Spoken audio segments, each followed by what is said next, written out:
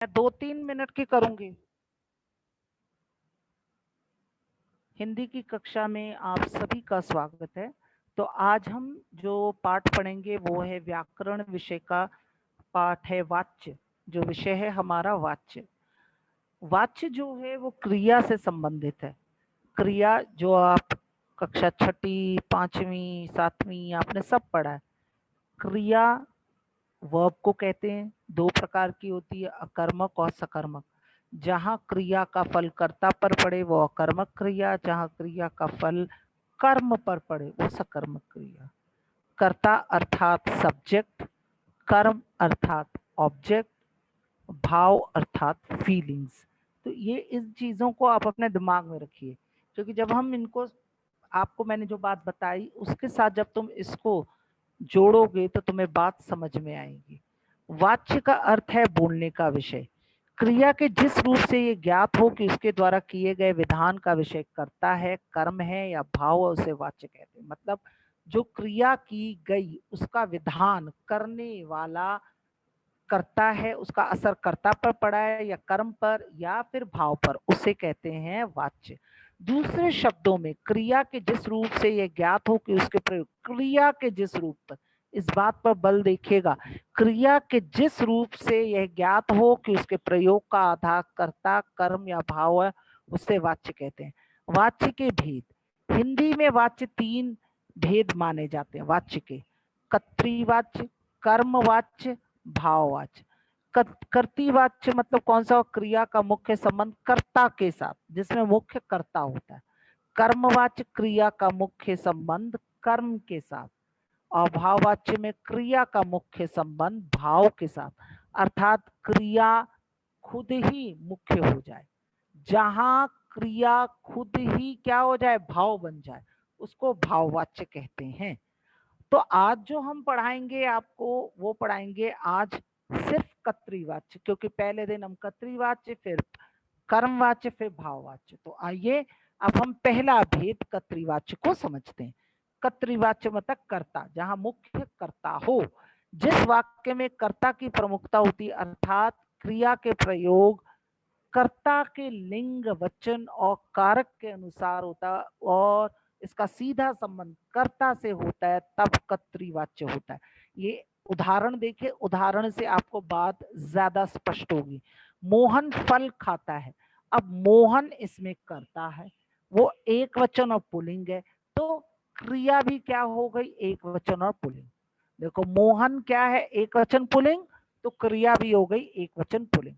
दूसरा उदाहरण देखिए, क्या कहते हैं, लड़कियां गीत गाती हैं, तो लड़कियां यहाँ करता है, बहुवचन स्त्रीलिंग है, तो क्रिया भी क्या हो गई, बहुवचन और स्त्रीलिंग। इन वाक्यों में क्रिया के प्रयोग का आधार इनके कर्ता हैं, तो इसलिए ये क्या हो गई, कर्तृवाच्य।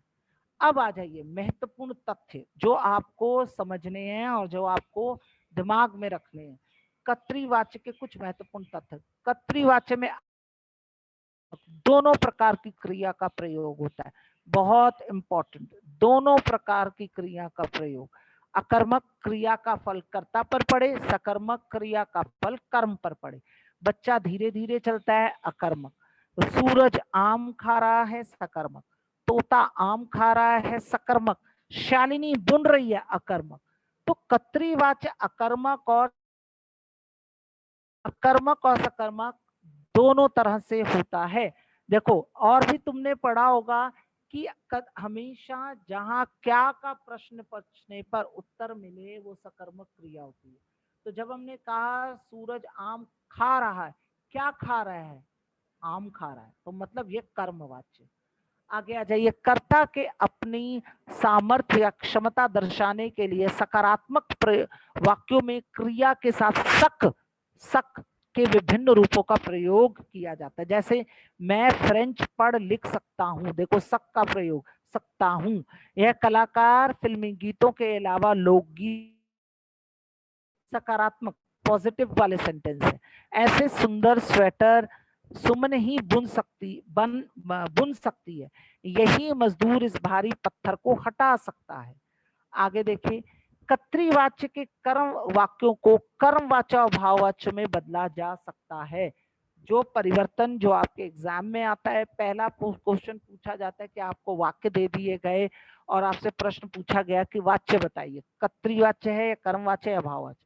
दूसरा सवाल पूछा जाता है कर्तृवाच्य से कर्मवाच्य में बदलना या भाववाच्य में बदलना, जो कि हम आपको बताएंगे। जब हम कर्तृवाच्य से कर्मवाच्य में बदलते हैं तो के द्वारा लगाया जाता है, जाना धातु लगाया जाता है। आगे आ जाइए, बदला जा सकता है। कर्तृवाच्य में कर्ता की असमर्थता दर्शाने के लिए क्रिया एवं नहीं के साथ सक के विभिन्न रूपों का प्रयोग भी किया जा सकता है। पहले आपने देखा था सकारात्मक और दूसरा आप देख रहे हैं नकारात्मक नहीं वाले। मैं चीनी भाषा नहीं लिख सकता हूं, देखो सक का प्रयोग। यह मोटा आदमी तेज नहीं दौड़ सकता। बच्चे आज खेलने बाहर नहीं जा सकते। मोहन ये सवाल हल नहीं कर सकता। सब में देखो मुख्य क्या है, कर्ता है। तो इस जो आज जो विषय जो मैंने आपको पढ़ाया है, मुख्य रूप से जो अगर हम जो कहते हैं ना कि सार क्या है इस कक्षा का, सार ये है वाच्य, बोलने के विधान को वाच्य कहते हैं। जहां आपको पता लगे कि ये कर्ता मुख्य है, कर्म मुख्य है या भाव मुख्य है, उसे हम कर्तृवाच्य, कर्मवाच्य और भाववाच्य कहते हैं। इसके तीन भेद हैं। तो हमने आज पढ़ा कर्तृवाच्य, जिसमें कर्ता प्रमुख होता है, क्रिया का प्रयोग कर्ता के लिंग वचन और काल और कारक के अनुसार होता है। और उसके उपरांत हमने आप पढ़ा कि कर्तृवाच्य अकर्मक और सकर्मक दोनों क्रिया में होती है। तो आज यहीं पर मैं अपनी वाणी को विराम दूंगी। आज हमने कर्तृवाच्य समझा, कल हम दोनों और वाच्य समझेंगे। धन्यवाद।